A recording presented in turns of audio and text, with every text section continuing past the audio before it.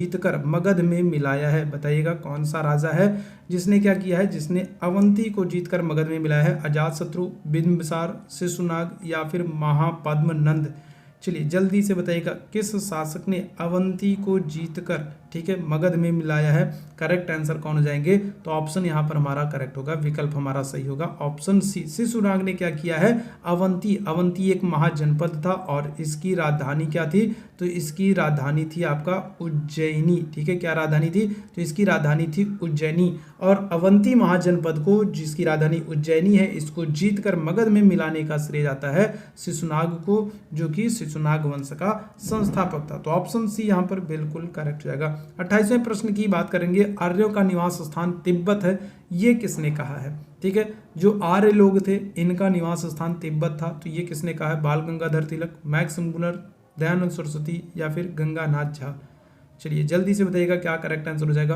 देखो बाल गंगाधर तिलक की अगर हम लोग बात करते हैं तो बाल गंगाधर तिलक ने आर्यों का निवास स्थान तो उत्तरी ध्रुव बताया है, ठीक है। मैक्स मूलर की अगर हम लोग बात करेंगे तो इन्होंने क्या किया है, तो इन्होंने आर्यों का निवास स्थान मध्य एशिया बताया है, ठीक है। तो हमारा विकल्प क्या होगा? विकल्प हमारा सही होगा दयानंद सरस्वती, ठीक है। क्या हो जाएगा? तो दयानंद सरस्वती हमारा करेक्ट आंसर होगा। दयानंद सरस्वती ने आर्यों के निवास स्थान को तिब्बत बताया है, ऑप्शन सी बिल्कुल करेक्ट है। आगे बढ़ते हैं 29वें प्रश्न की तरफ। किसने कहा था हम यहाँ एक राजनीतिक संगठन के रूप में इकट्ठा हुए हैं ताकि हम अपनी राजनीतिक आकांक्षाओं से अपने शासकों को अवगत करा सकें? तो ये बात किसने कही थी? गांधी जी ने, गोपाल कृष्ण गोखले ने, दादा भाई नौरोजी ने या फिर एनी बेसेंट ने? किसने ये बात कही थी कि हम यहाँ एक राजनीतिक संगठन के रूप में इकट्ठा हुए हैं ताकि हम अपनी राजनीतिक आकांक्षाओं से, महत्वाकांक्षाओं से अपने शासकों को अवगत करा सकें? क्या सही विकल्प होगा? 29वें प्रश्न का आंसर कीजिएगा और करेक्ट आंसर जो हो जाएगा ये होगा हमारा ऑप्शन बी हो जाएगा, सॉरी सी हो जाएगा, दादा भाई नौरोजी हो जाएंगे। कब? तो ध्यान रखना 1886 में कलकत्ता अधिवेशन में दादा भाई नौरोजी ने अध्यक्षता की थी और कलकत्ता अधिवेशन के दौरान ही दादा भाई नौरोजी ने ये बात कही थी। तो ऑप्शन सी बिल्कुल करेक्ट हो जाएगा, दादा भाई नौरोजी, जिन्हें grand old man of India के नाम से जानते हैं। 30वें प्रश्न का आंसर कीजिएगा, पुणे सार्वजनिक सभा की स्थापना कब हुई है? तो देखो MG रानाडे जो हैं वो इसकी स्थापना करते हैं। महादेव गोविंद रानाडे जो हैं ये क्या करेंगे, तो ये पुणे सार्वजनिक सभा की स्थापना करेंगे। कब करते हैं? 1876, 1869, 1867 या फिर 1678? तो 30वें प्रश्न का आंसर कीजिएगा, पुणे सार्वजनिक सभा स्थापना की है महादेव गोविंद रानाडे ने और करेक्ट आंसर जो जाएगा वो जाएगा ऑप्शन सी 1867 में, ठीक है। 1867 में पुणे सार्वजनिक सभा की स्थापना होगी, ऑप्शन सी बिल्कुल करेक्ट है। अगले प्रश्न का आंसर कीजिएगा, 31वें प्रश्न का आंसर कीजिएगा, ब्रिटिश इंडियन एसोसिएशन की स्थापना कब हुई है? ठीक है, तो ब्रिटिश इंडियन एसोसिएशन इसकी स्थापना की है किसने? राधाकांत देव ने की है, ठीक है। तो राधाकांत देव ने इसकी स्थापना की है ब्रिटिश इंडियन एसोसिएशन की, और किस वर्ष की है? 1851, 1838, 1859 या फिर 1873?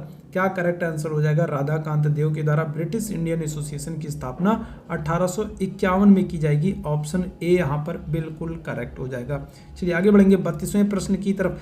कौन सा महत्वपूर्ण औद्योगिक केंद्र ब्रिटेन में स्थित नहीं है? अब यहाँ पर देखो आपको 4 महत्वपूर्ण औद्योगिक केंद्रों के नाम दिए गए हैं और आपको बताना है कौन ब्रिटेन में स्थित नहीं है। मैनचेस्टर, लिवरपूल, लीड्स या फिर डेट्रॉयट? क्या हो जाएगा? कौन सा महत्वपूर्ण औद्योगिक केंद्र ब्रिटेन में स्थित नहीं है? चलिए जल्दी से फटाफट आंसर कीजिएगा, करेक्ट आंसर क्या हो जाएगा?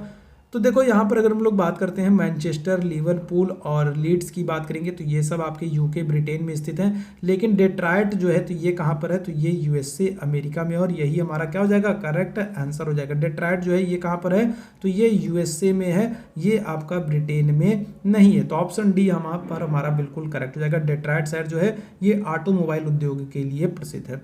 33वें प्रश्न का आंसर कीजिएगा, पहले डिप्रेस्ड क्लास सम्मेलन कब आयोजित किए गए हैं? 1918 में, 1930 में, 1920 में या फिर 1921 में? पहले डिप्रेस्ड क्लास सम्मेलन आयोजन कब हुआ है, किस वर्ष हुआ है? चलो जल्दी से सारे लोग बता देना, करेक्ट आंसर क्या हो जाएगा यहाँ पर अगर हम लोग बात करते हैं तो पहले डिप्रेस्ड क्लास सम्मेलन का आयोजन जो होगा ये होगा ऑप्शन बी 1930 में, ठीक है। कब होगा?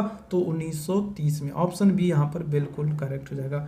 चलिए 34वें प्रश्न की बात करेंगे, आत्मसम्मान आंदोलन किस वर्ष शुरू किया गया? तो आत्मसम्मान आंदोलन देखो ये कौन शुरू करेंगे, तो ये शुरू करते हैं ईवी रामास्वामी नायकर, ठीक है, ईवी रामास्वामी नायकर जो हैं, ठीक है, ईवी रामास्वामी नायकर जो हैं, तो इनके द्वारा क्या किया जाएगा, इनके द्वारा आत्मसम्मान सम्मेलन को शुरू किया जाएगा।